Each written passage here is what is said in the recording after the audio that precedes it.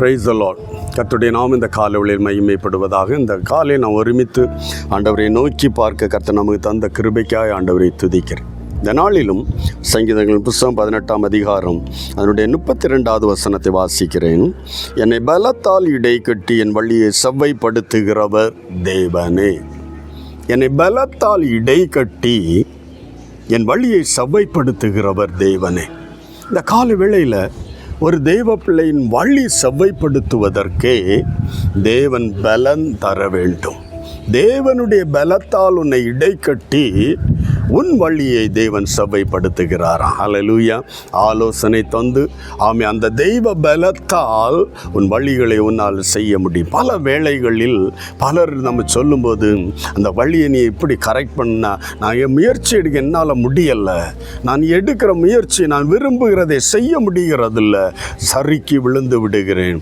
அதனால தான் ஆண்டவருடைய வார்த்தை இந்த நாளிலே சொல்லுகிறது, என்னை பலத்தால் இடை கட்டுகிற. முதல்ல தேவ பலன் நீ பெற்றுக்கொள்ளுகிறாய். தெய்வ பலன் பரிசுத்த ஆவியினாலும் ஜெபத்தினாலும் தேவ வசனத்தினால் ஒரு தேவ பிள்ளையின் வாழ்க்கையில் வருகிறதை நாம் அறிய முடிகிறது. அல்லேலூயா.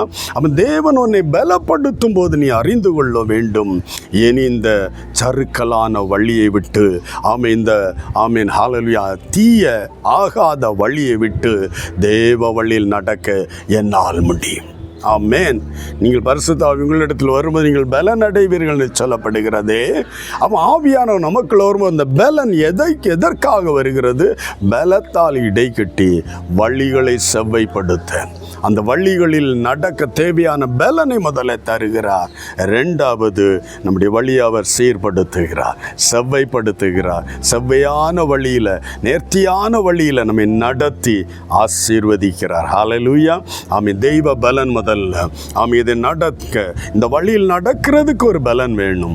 தெய்வ வழியில் நடக்கிற, பரிசுத்தமாய் நடப்பதற்கு, தீமையா உலகத்தின் அசுத்தங்களில் சிக்கி கொள்ளாதபடி நடப்பதற்கு தெய்வ பலன் வேணும். அதனால தான் வேதம் சொல்கிறது, முதல்ல பலத்தால் இடை கட்டி உன் வழி செவ்வைப்படுத்துகிறார்.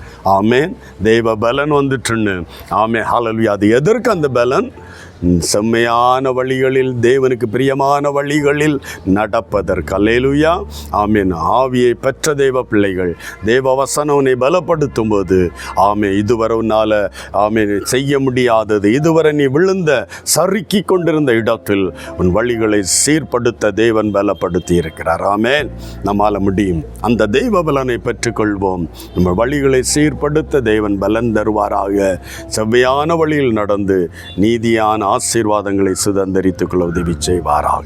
செபிக்கலாமா? அன்பு தகப்பனே, இந்த காலை வேளையில் என்னோடு இணைந்து செபிக்கிற எல்லா தெய்வ பிள்ளைகளையும் ஒப்பு கொடுத்து செபிக்கிறோம். இந்த காலையிலும் அன்பு தெய்வமே, யார் யார் என்னோடு இணைந்து எனக்கு பலன் இல்லைப்பா, இந்த வழியில் செம்மையாய் நடக்க என்னால் முடியலை என்று விரும்புகிறேன், நல்ல வழியில் நடக்கணும், நீதியாய் நடக்கணும், நேர்மையாய் நடக்கணும், உண்மையாய் நடக்கணும், ஆனால் முடியவில்லையே என்று புலம்புகிற ஒவ்வொருவருக்கு இந்த நாளில் தகப்பனே தெய்வ பலத்தால் இடை கட்டுவீராக, உன்னத பலத்தை தருவீராக. இயேசுவின் நாமத்தில் நீ கட்டளையிடும்படி செபிக்கிறப்பா. தேவன் அப்படி செய்யப்படுறதுக்காய் பலத்தால் இடை கட்டி வழிகளை செவ்வைப்படுத்துகிற தேவ கரத்தில் ஒவ்வொருவரையும் ஒப்பு கொடுக்கிறேன். ஆசீர்வதியும் அற்புதமாய் காத்துக்குள் இயேசுவின் நாமத்தில் செபிக்கிறோம் நல்ல பிதாவே. ஆமென். நீ பலத்தால் இடை கட்டி உன் வழியை செவ்வைப்படுத்துவார். God bless you. Praise the Lord.